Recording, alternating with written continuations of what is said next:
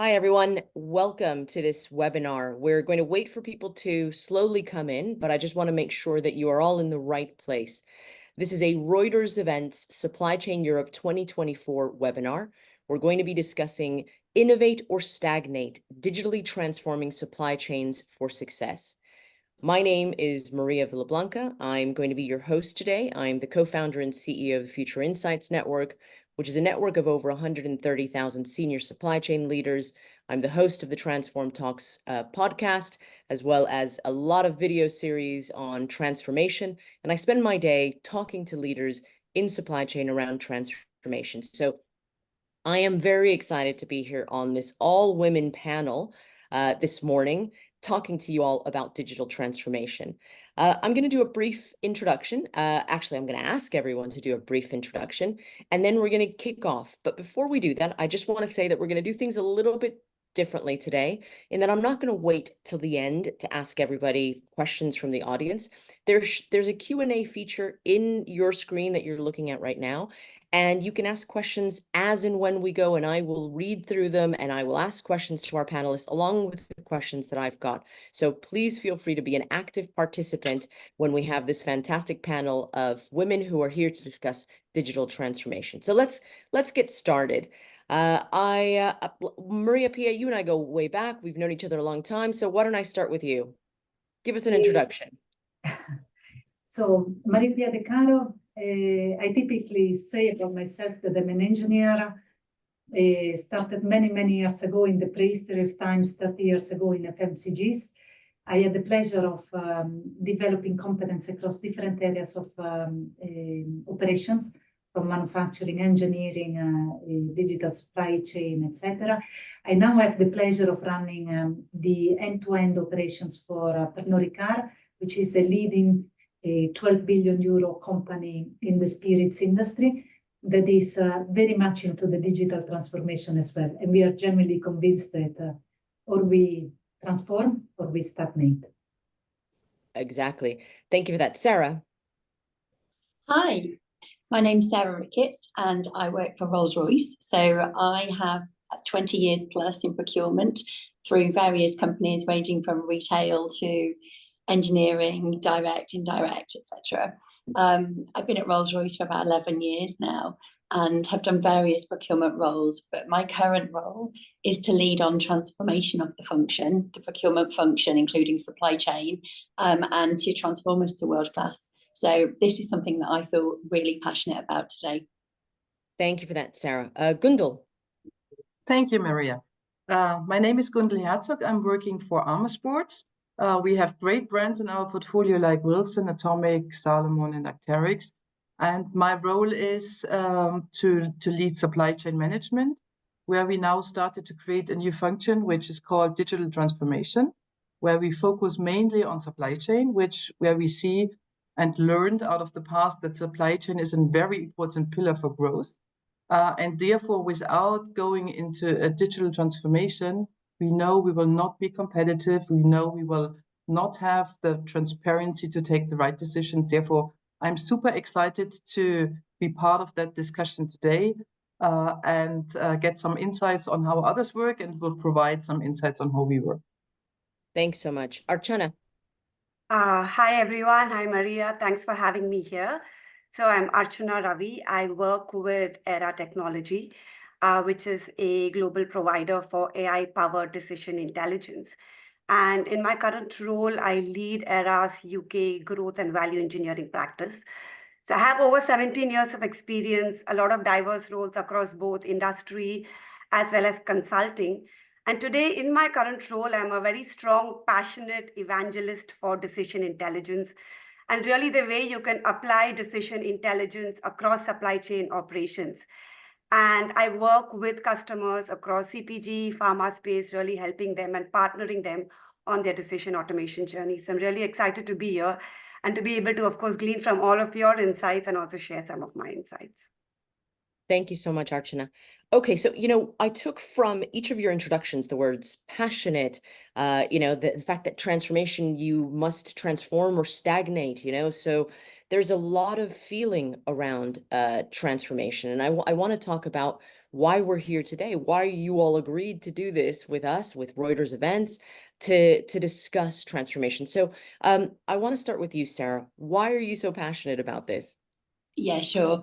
So I feel like I'm on a bit of a journey myself with this whole transformation piece, actually. I have come from leading a big team in Rolls-Royce where through COVID, through the pandemic, through the geopolitical risk that we've seen, we've gone through a really turbulent time with our supply chain. And I would say we're still in it, still very volatile. Mm-hmm. And it's hard. So I felt that the journey I've personally been on, I've been in roles where we haven't had enough people to do the work we want to do. And I've been the person constantly saying, give me more buyers. I just need more buyers to make this work. And what I'm realizing in my transformation role is it's not about people. People are, it's hard to find the right people. It's hard to keep them. It's hard to retain talent. And it takes time to onboard people. What we really need is some really great digital tools. We need to be making use of AI and Gen AI because that's how we make things efficient. That's how we keep our people. And I'm really learning that through the transformation role that I'm doing. So I feel like coming from a role where I led a big team and just wanted more people to do the work, I'm really coming through now to seeing that's not the answer.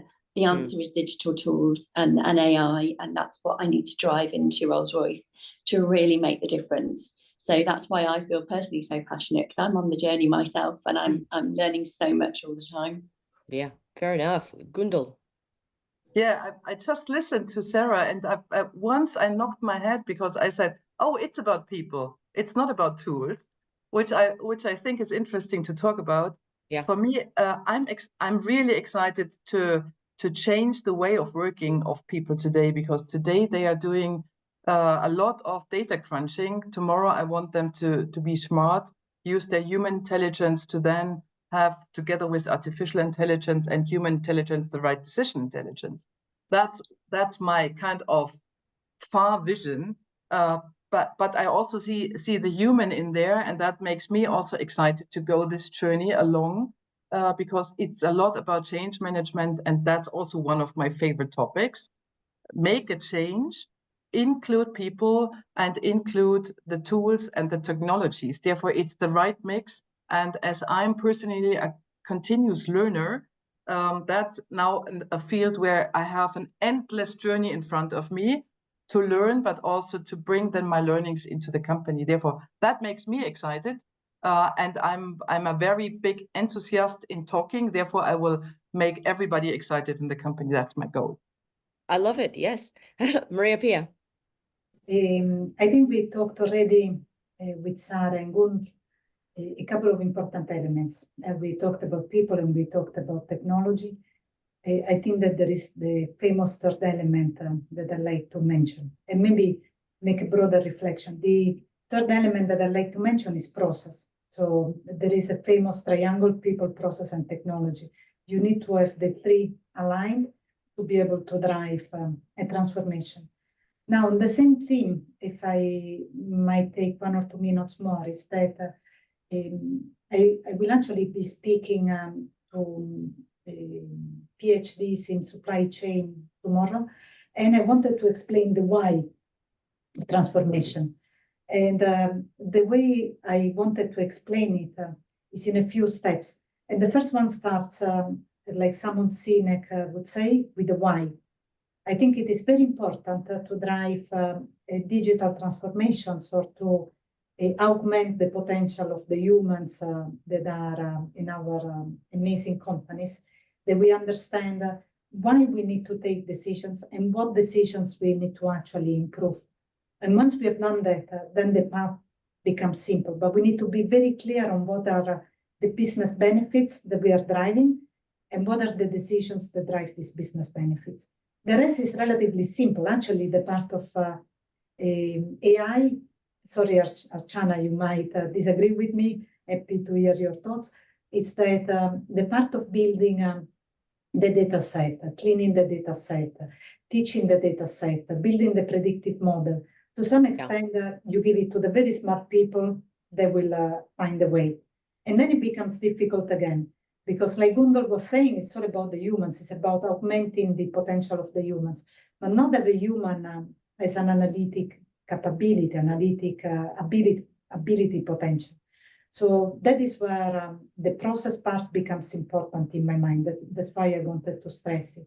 Because as you go into process, you actually determine what is the operating model that you want to implement, whether you want to distribute the intelligence that you create with the digital transformation, whether you want to concentrate it in digital hubs, and then make the insights, so the ability to take the decisions that we determine as important, available to the right people at the right time in the business, which might be different profiles than the people that are actually data mining and taking the decisions. Once you have done that, then it's a history of integration, monitoring, PDCA, plan, do, check, act, then the process, restart and continue. Mm-hmm. So this is what you triggered by talking people and technology and augmenting human. I agree. I agree completely. Archana, do you want to answer a little bit about your passions first? And then I want to revisit the whole people process technology side of things. Absolutely. So a couple of reflections, really. So I think for me, supply chain transformation really eventually comes down to the human capital who are running these supply chains. How motivated are they? How engaged are they? And I think the business outcomes follow. So I remember when I started my career, we used to talk about data in terms of KB. It became MBs, it became gigabytes. Now we talk about data in terms of petabytes. I even heard yottabytes recently, right? The sheer volume of data that we're really throwing at our users in supply chain, and the expectation in terms of the number of decisions they need to take, the complexity of decisions. Just imagine the pressure that we're putting them through, and then driving efficiencies, and then driving growth and acceleration. And to me, really being digital is going to be able to, one, empower them. But I think the more digitization we see, the more human we will be. So to me, I think it really, comes down to how do we drive digital to really empower our workforce. So that is one element of it. And to me, another element of it is, and this I think came about when I was working with Unilever. I worked on a couple of initiatives in the sustainability space, Maria. And I kind of like the idea of being able to leave a lasting legacy and an impact. And I could really see that supply chain transformation, I think, has a huge impact in terms of how we look at sustainability. So to me, I think these are the couple of things which, I'm really passionate about when it comes to supply chain transformation. A lot of really good answers here. A lot of very good answers. I want to focus on the people process technology for a second, because we hear a lot about transformations that fail. We hear a lot of the statistics, whatever you want to quote, whether it's 70%, 80% of transformations fail, and the failure rate is quite significant and, more importantly, quite lasting, right? I mean, a large organization of the ilk of that you all work at, a failure could be quite costly. So what do I think people get wrong about transformation? Is it a combination of not answering the why, to Maria Pia's point? Why am I transforming? Is it not understanding that this is beyond tech? It's tech, people, process. What, in your opinion, is the reason why a lot of companies have failed? Sarah, I'll start with you. Yeah, sure. I'll start by saying that I actually think failure is fine. As long as you kind of fail fast and learn from it, failure is okay. And transformation is not an easy thing. It's not always clear what you need to do. So I expect that there's going to be some failure in there, and that's fine.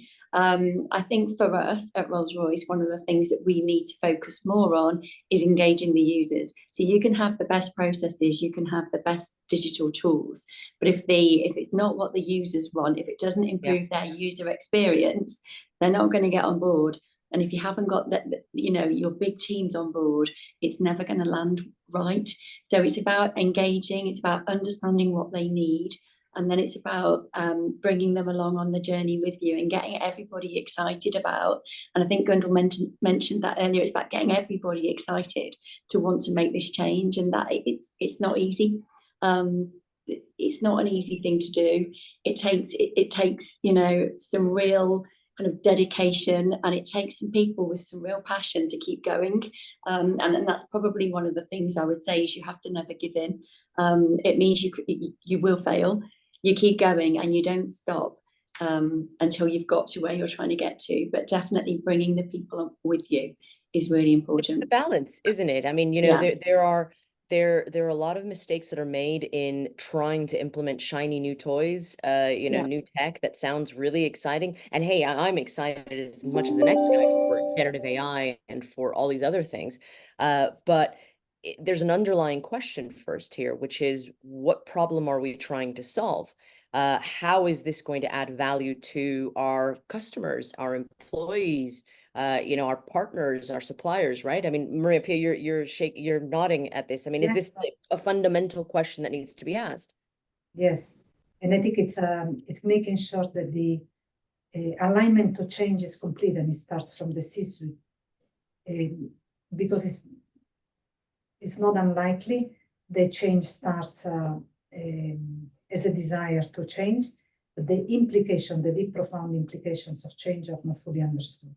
The deep implications on the way that, as we were saying earlier, the processes are run, the people are trained, and the technology is built. Gund mentioned the change management process, the process of adoption of change. So yes, it's good to have people excited, but we know that in the theory of change, the first reaction of human beings to change is dismay, depression, anguish, and then only at a certain moment starts acceptance, experimentation, and then full adoption. One thing Perfect. that this is no, go ahead. I was going to say perfect. I completely agreed with that. No, it's okay. I've lost my train of thought. I'll take it later. So, Gundel, let's go back to the change management piece for a second.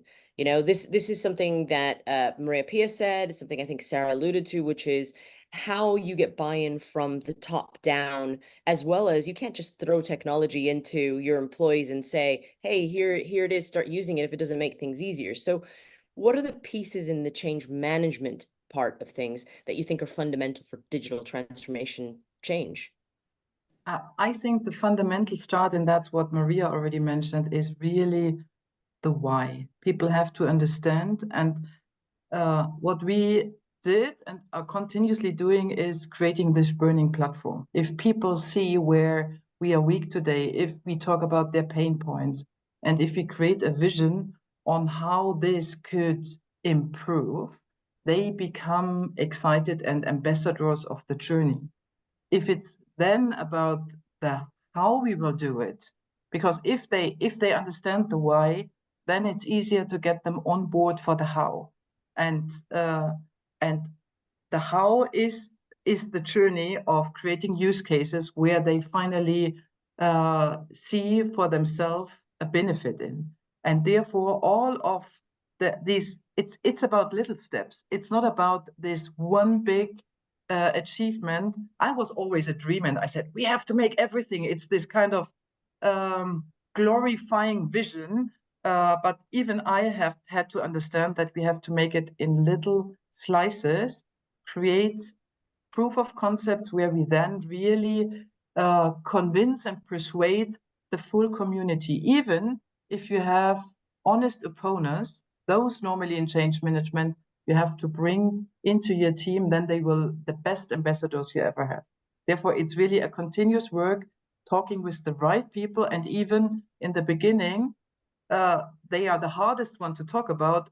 They will be your best friends in the end. Yeah, yeah, completely. Archana, your thoughts on that? So a couple of things. So I think one thing we can all agree on is, the environment, the technology landscape, it's quite disruptive. And I think today is the time not to just communicate, but to really over-communicate with your teams, right? About your strategy, about your roadmap, what are you intending to do? And finally, eventually it boils down to what's in it for me. So being able to translate that message, I think, to your users is going to be really important. I think the other thing is, if you really look at the mix of workforce in different organizations today, you have a mix between Gen X, Gen Y, millennials, Gen Z. Gen so you Z, have yeah. Exactly. And you have like one set of users who are so comfortable toggling ERP screens, and you have another set of users who are comfortable using Gen AI and allowing machines to take decisions for them. how do you really get the buy-in from these different sets of users and get them on board? So I think to me, that's, you know, an area that we typically need to be focusing on when you look at change management.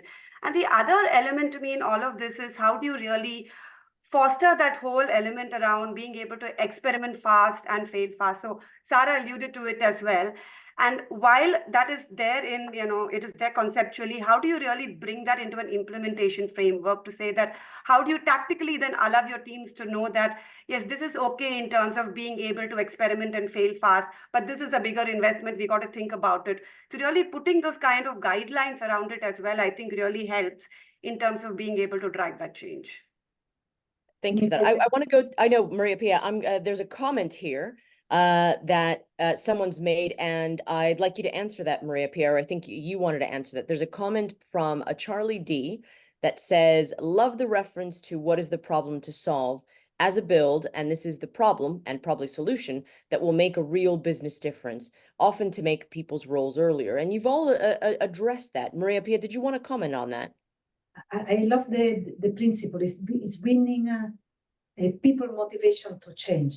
As we said, we are clear on what is in there for the C-suite. We are clear on what is in there for the customer or for the target stakeholder.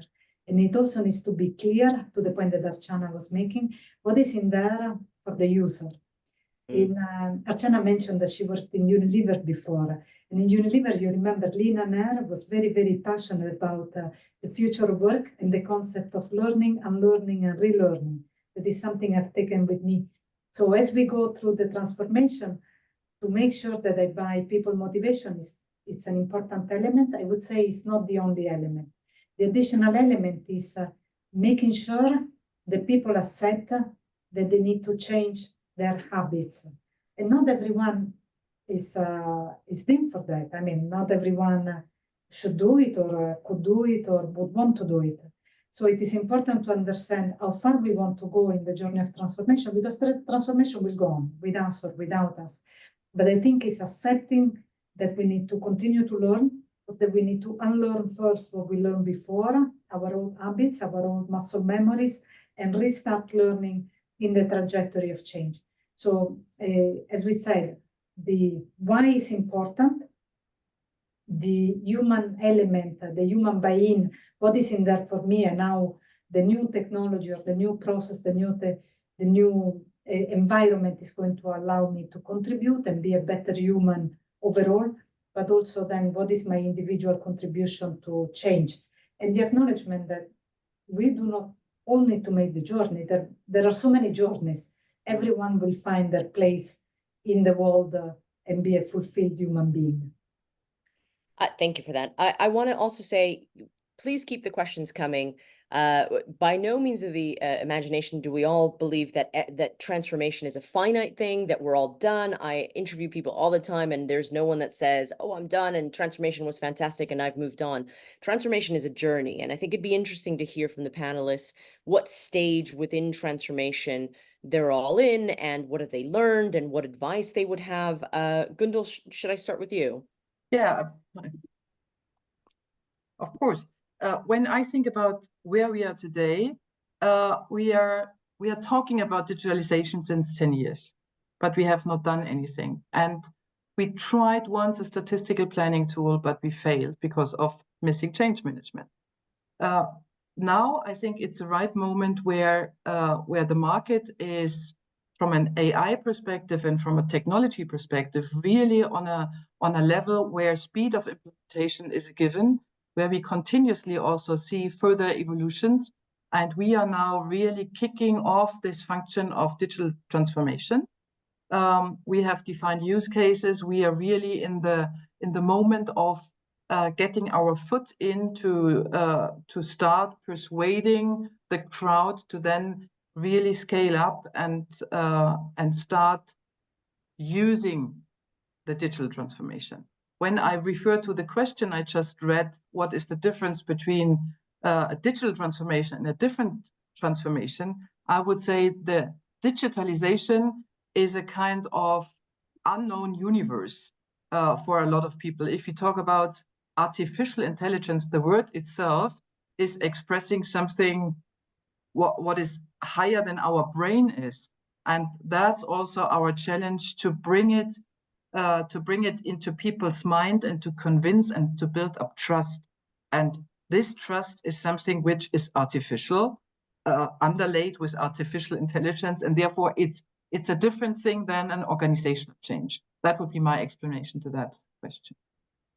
Very much agree with that. Go ahead, Maria Pia. No, I was actually answering by typing. Yeah, I saw that someone asked a question. Do you want to maybe, so that to share? I can share what I had Yeah. what I had written. I've actually a slightly different view, Gundor, but it's because I'm a early adopter. I'm a technology freak, I guess, is my engineering upbringing. I was using a Nikon 801 when I was 18. It was the first semi-professional digital analog camera at the time. And it was taking pictures. Today I use the digital equivalents. I have a few different brands. I use my iPhone. Sometimes I even use DALL-E, and I create pictures with AI. And I still find the picture is a picture. So in a way, the way my mind is wired is that transformation requires the process of learning and relearning. So I understand the peculiarities or the differences the digital has, because it's a step into the unknown. But for me, it's no more unknown that Leonardo trying to devise a flying machine at the time that nobody knew how to fly, and crashing regularly with these funny prototypes.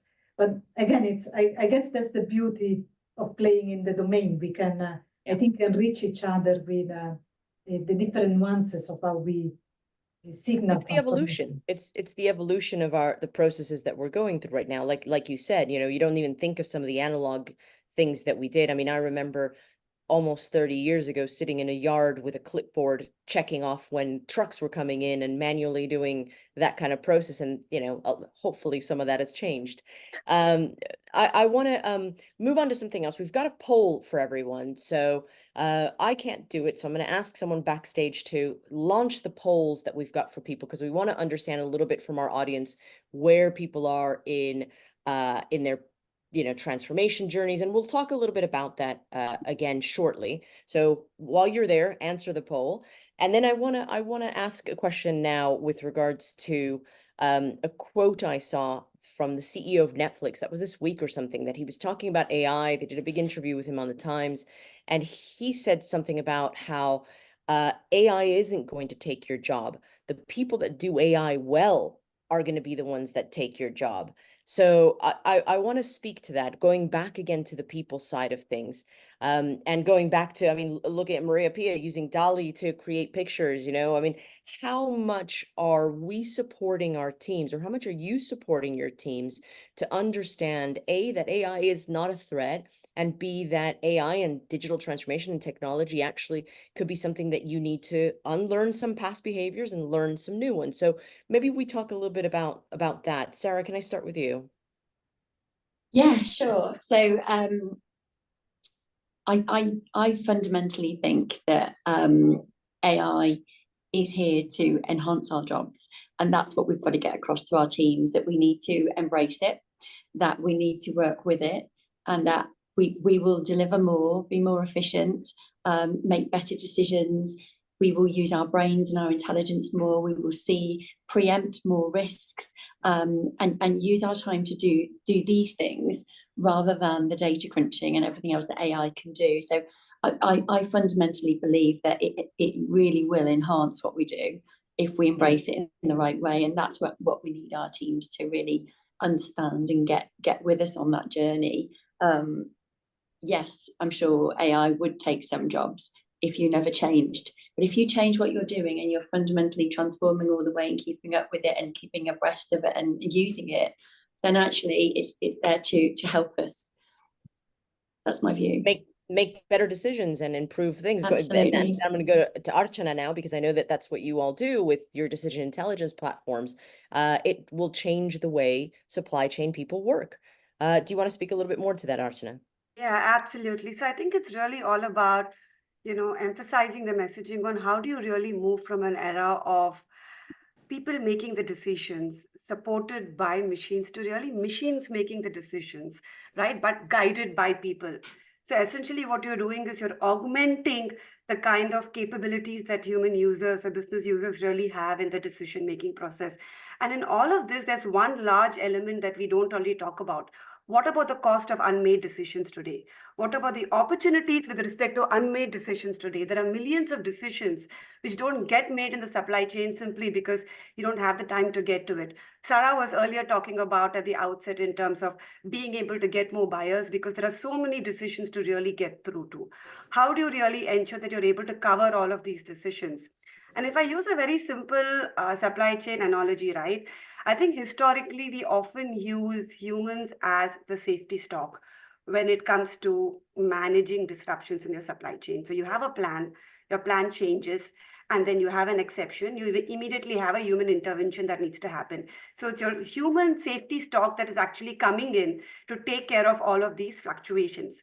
And now if you look at it, we have a lot of challenges in terms of course, labor availability, but also the fact that how do you really now start to ensure that you are able to, one, capture all of this tribal knowledge, have all of that digitized, automated, so that your team is really able to focus on the real value-added activities. So I think these are the, kind of different elements that come to mind.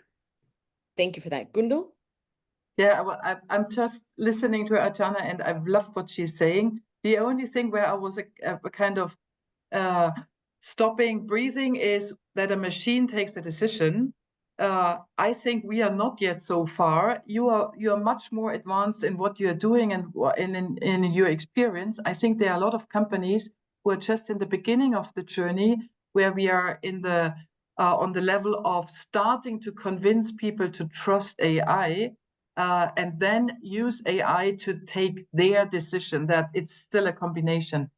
When you talk about the machine takes a decision, for me, I would say if a machine proposes more different options to then take a human decision, that would be my level of AI where I would be happy to achieve it in the end, only as a reaction on what you said. Yeah. Maria Pia? I will answer with my silly storytelling and sense of humor. Growing up is a biologically inevitable phenomenon, but growing up in maturity is something that is entirely in our hands. So I've chosen to remain immature and childish. And as such, as I said, I love to experiment. So when it comes to AI, I am an early adopter. I have the privilege of working in an organization that has embraced digital with some very advanced digital tools. And we have our Chief Digital Officer, Pierre-Yves Calloc, that is extremely creative. So what we have done with him, we have organized workshops in town halls where we are actually teaching AI to the team.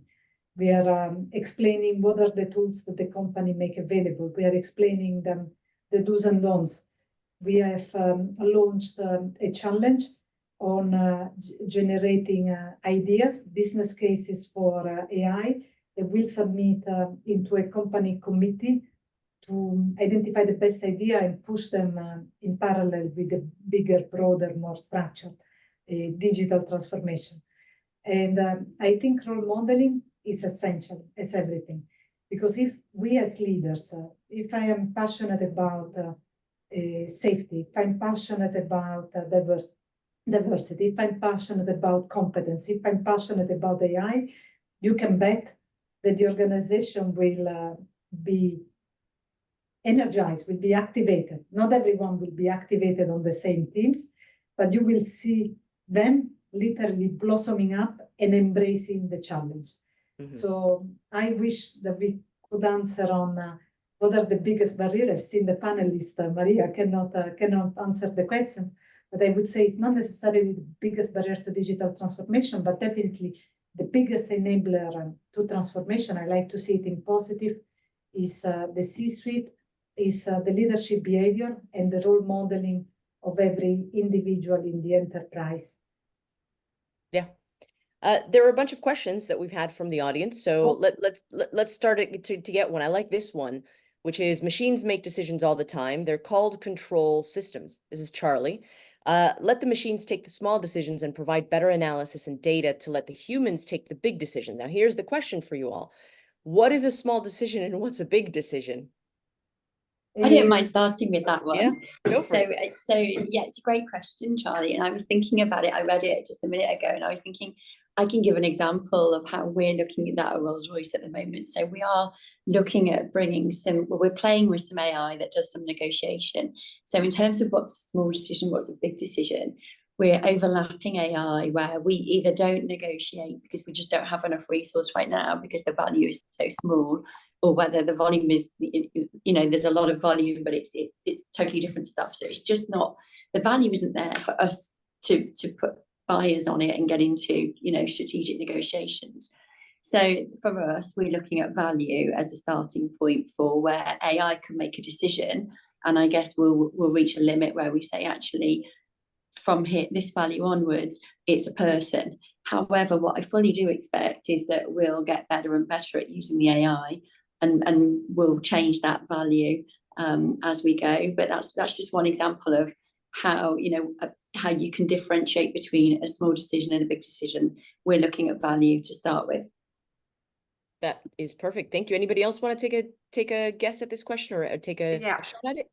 Yeah. So a couple of things. So first off, love the question, right? So I think there are a couple of ways to look at it. At the outset, what are the top 10, 50, 100 decisions that I'm taking in my supply chain, which really account for the maximum from a turnover or a revenue impact? What are those decisions I want to automate, right? So that really helps you ascertain what is the kind of value and where do you want to play in terms of automating your decisions. That's one. Second is just in terms of example, I think, I really like the example, Sarah, that you gave in terms of value. So when you look at decisions, you look at the perspective of value, frequency of those decisions, how frequently are you taking it, the accuracy of those decisions, the granularity at which you want to take those decisions, what is the kind of coverage that you really want to have. So there was this one organization that was looking at automating all their decisions on safety stock for A class, B class, and C class SKUs. What they said was A-class SKUs, they would like the supply chain planning team to go into the system, look at the recommendation that is getting proposed, and they would like to take the decision by accepting the recommendation. But for C-class SKUs, which were thousands of them, they didn't really have the time to get through to it. So they said anything below a particular threshold value in terms of impact, they would prefer the machine to take the decision for them. Right, so this is really kind of how you achieve that balance between a big decision and a small decision, and value is a pretty big parameter to look at. That's a great answer. Maria Pia, did you want to say something? Just one, I'm not sure I would do the distinction between small and big decisions. My brain doesn't work that way. The way I look at augmented reality or control systems or anything that is machine aided are insights. So, and I see a difference between the old control systems, if you like. So I'm a human, I actually programming in, and I expect repetitive and reliable outcome. The way I look at some of the recent developments via ERA or via any other decisions or any other tools that are available in the market or developed in-house, or even if I look at some of the analytical tools that are available when we analyze problems. Archana was talking about sustainability improvements. I mean, I have AI projects in Pernod Ricard that are looking at terroir. I'm collecting millions and millions of data, and out of this data, I will get my insight. I generally look at those things, at those processes and those improvements as augmented insights. At the end of the chain, there is always a man or a woman that will give this insight a body, and that will transform the insights into a business decision. But I wouldn't say big or small. So I'm using AI or very advanced, sophisticated tools to take very big decisions that will have a material impact on the results of the company. But I'm also using them on many small things. I mean, I'm using AI to write job descriptions because it does it faster. If I need to give an interview, sometimes I ask AI to help me write it, or if I need to quickly translate something. So I can use it in the small and the big. What is important is that, like we have been saying a few times in this podcast, is what is guiding us, what is the value that we need to unlock, and what is the best way to get the value out. There is actually, Maria, if I may jump ahead, there is a question that I raised my hand for, that is this turning us into an hamster wheel, which it is. Oh yeah, very, the question about burnout as well, yes, which is I think an important one, right? I think, Yeah, yeah. go for it, please. I find it very important and very connected to this point of small and big. The point is not to take more decisions. It's not about the millions decisions we are not making. The point is, have I chosen the right decisions? Am I augmenting my capacity to take the right decisions? Because the rest of the time I free up, I don't necessarily want to invest in more activity. I made a post recently, Maria, I don't know if you had a chance to see it, on the Latin concept of otium, of idleness, Yeah. of the Italian dolce far niente. And this means that creativity, humanity, insights are generated when the mind is free to roam. Now, AI gives us this unique gift, or processes give us the unique gift of augmenting our potential. How we reinvest in other things, it's our choice. The human must always be in control of our destiny. Yeah. I mean, and to use the example, I mean, think about it. If you go back 100 years, right? We didn't have forklifts. We didn't have lots of other types of, conveyor belts in factories. And so they didn't necessarily, although the expectation was higher that you had to move more pallets, right, per hour, it didn't create burnout per se. So I think technology should be an enabler for us to spend our time in the areas that really add value. So, yeah, I like that question. Did you want to say something, Archana? Yeah, so I really like the point, Maria, that you made on taking the right decision, right? So I think there's an element to it to understand, how do you know the decisions you've taken? Were they good decisions or bad decisions? Did they lead to the right kind of outcomes? Do we need to go back and revisit the process for decision making? So how do you learn from the decisions that you're making? How do you use reinforcement learning? So really moving from a point where we are using control rooms to look at data to really having control rooms to look at what are the decisions that have been taken in the enterprise, and are we really getting the impact that we intended to, or do we need to go back and revisit any of it so that we can repivot if we need to? I think to me that's the other kind of angle to this as well when it comes to the right decisions and good quality decisions. And you know what? There's a question here that Boris asks, which kind of speaks to people's cynicism, perhaps, or skepticism around AI and technology.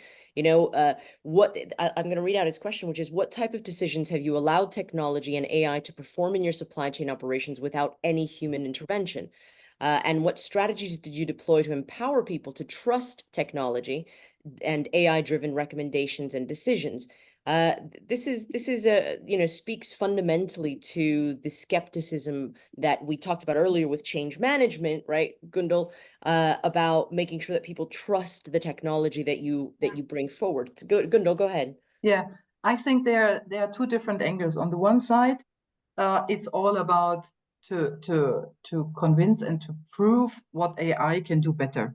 And what we did here, we used historical data to make a simulation of a plan and demonstrated then that the prediction of the AI was far better than the manual bottom-up process we did from a human perspective. That was the first thing.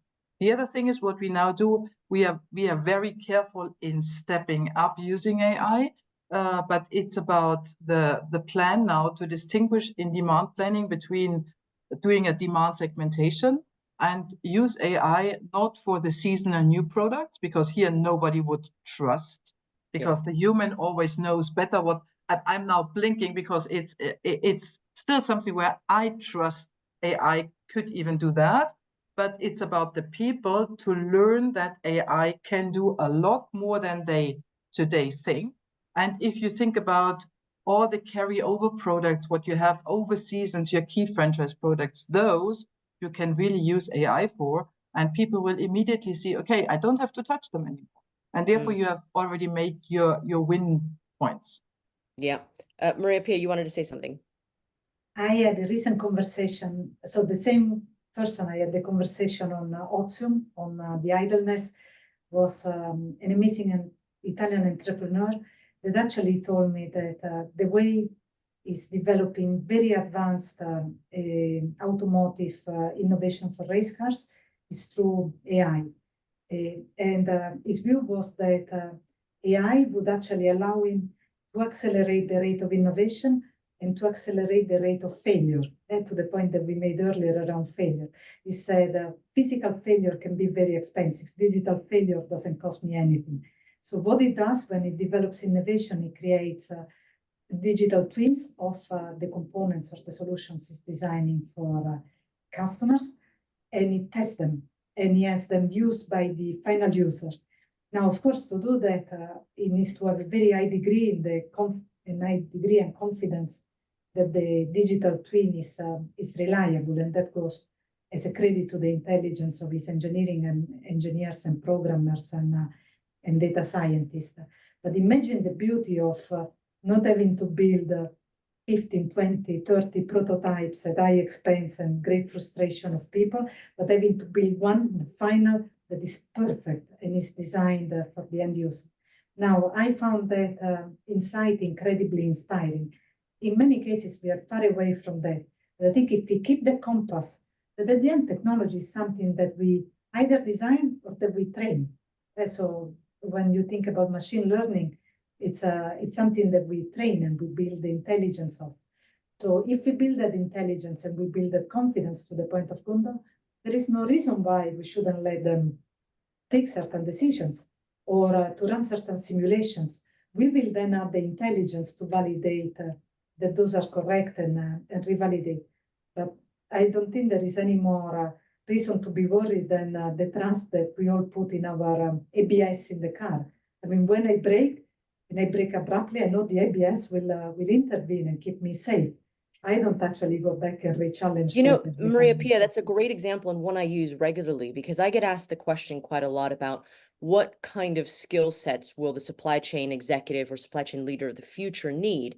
And there's this sort of erroneous belief, in my opinion, that you're going to need to be extremely digitally savvy and extremely tech savvy and know how to code in Python, et cetera. And I think although being digitally aware and very digitally savvy are important skills, I don't look at my car and know the inner workings of how, you know, the brakes work. I just know that I press a button and it starts every morning and I know how to utilize it, right? I mean, I know if it breaks down what to do, but my point is that I think technology is advancing at such a fast pace, and AI and all the machine learning and everything that's happening at a fast pace, that we won't need to look under the hood to play with the wires. We will just know that it's there, that we can trust it, and that we can move on with it and actually use it to the best of our abilities to implement change, to a point that Archana made at the beginning of this session, which is the exciting part of supply chain is the innovation we can drive, the problem solving that we can drive.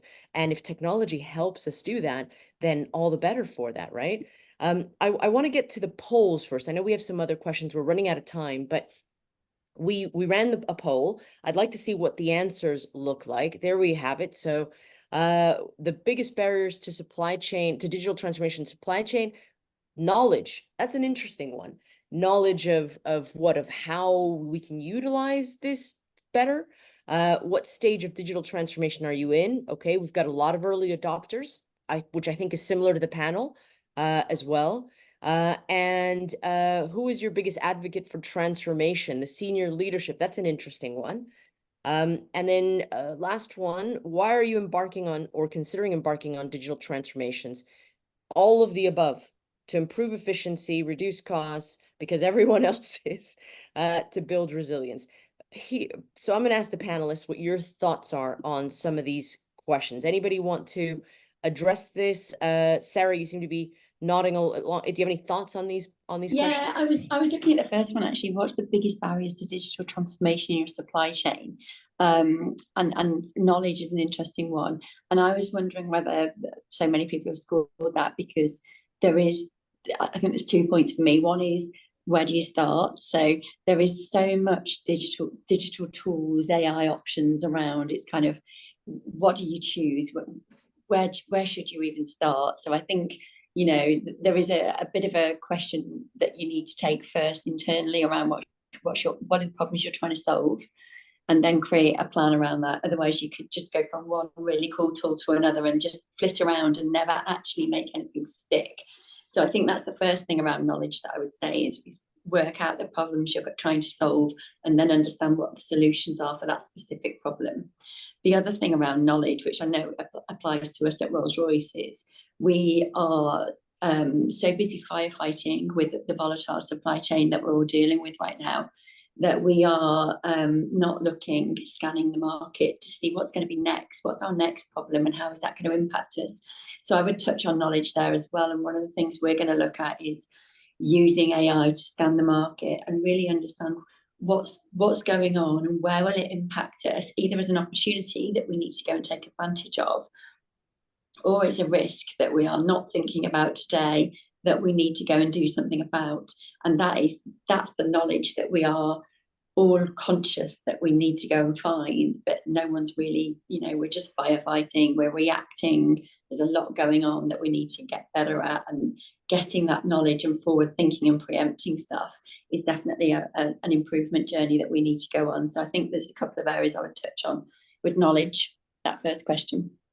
That makes a lot of sense. Anybody else want to? I agree with you. I think there's so much content out there, so much noise out there around digital transformation. I also I loved your point there about we're busy firefighting, and that was going to be my next question.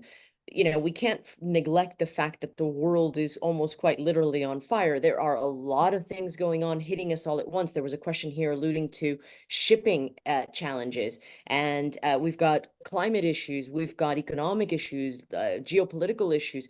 So how do organizations plan to innovate, plan to deal with digital transformation, keep up with the pace of technological change, and firefight and deal with the day-to-day? So Maria P., I want to talk to you about that. How do you handle all of that? How do you deal with transformation and all the things that are happening in the world? And what practical advice would you give to people? The way I handle them is I walk the dog every Saturday, every Sunday when I go back home, and I immerse myself in nature and try to reflect. No, it's a big question, the one you are asking. I think it's trying to remain human, setting priorities, and recognizing that we are finite as beings. On the point of knowledge that Sarah was commenting on earlier, I often say that the skills of tomorrow don't exist yet. We don't necessarily teach them at university. We have never seen them before. And I think if we are all humble on the point that those skills do not exist, it's true for AI, but it's equally true for the ones of you that run European companies. There is the Green Directive, the CSRD, the Corporate Sustainability Directive, which is completely new. It's also demanding new skills, new competencies and stuff. Once you know you don't know, like what Socrates was telling us, you are at ease with your not knowing. I mean, the only thing we can do is to move forward and learn. I think what is very important is to realize that as knowledge is to be created, we need to make sure that we don't replicate biases that exist in the current society, that we don't teach it wrong, because at the end the tools are designed by humans for humans. So our limitedness will go in the tools as well.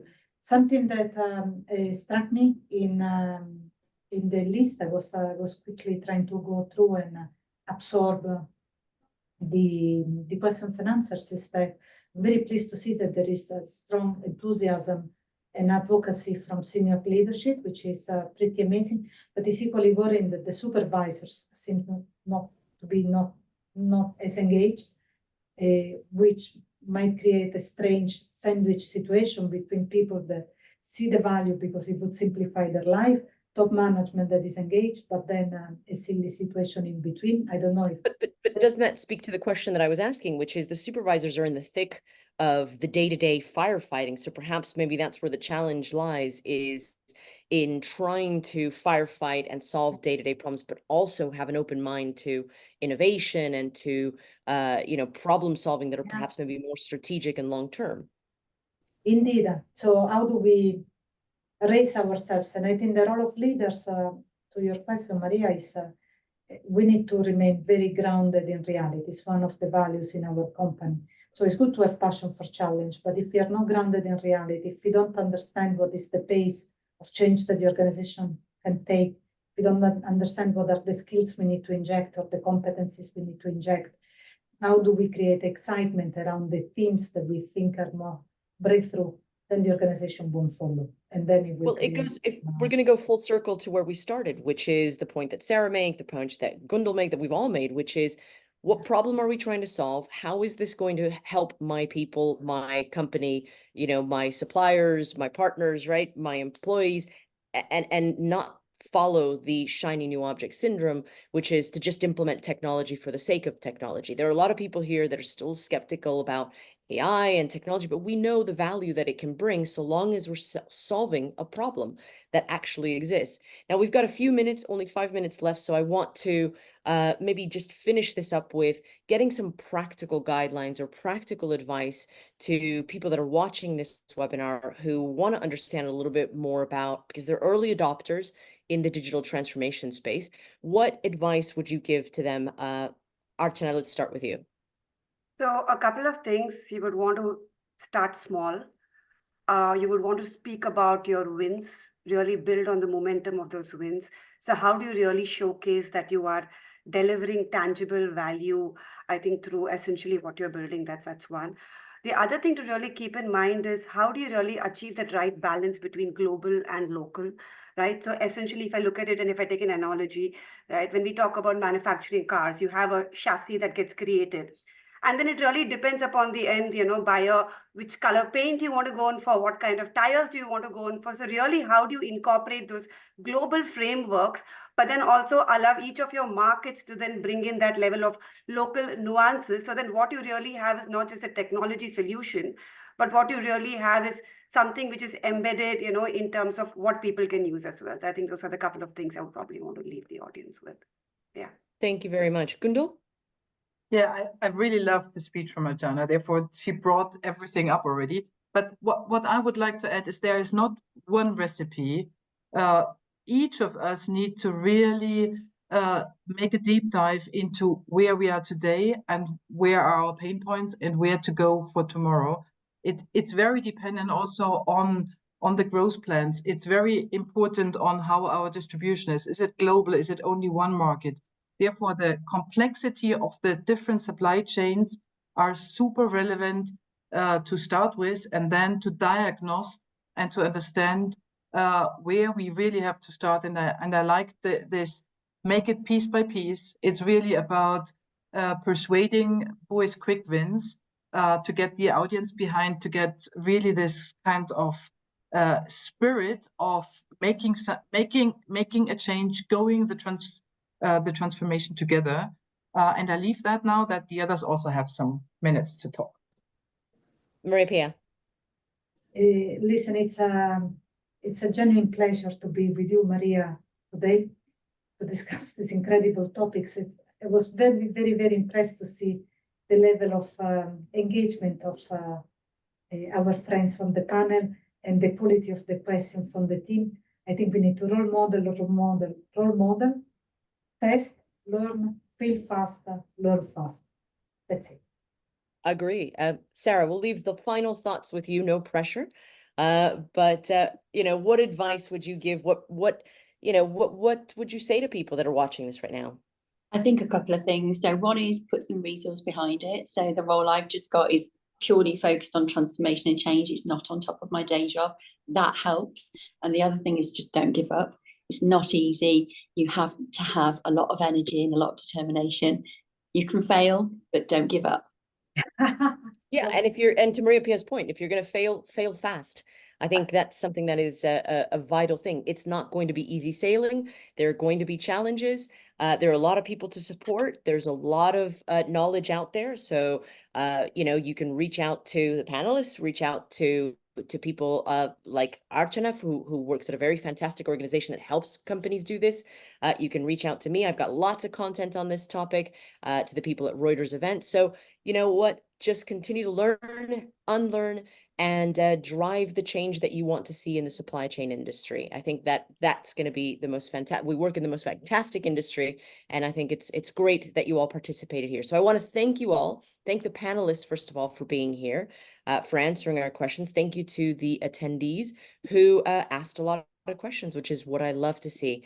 And thank you to Reuters Events for hosting this event. Thank you very much, everyone. Hope you enjoyed. Thank you. Thank Thank you. you. Bye. Bye.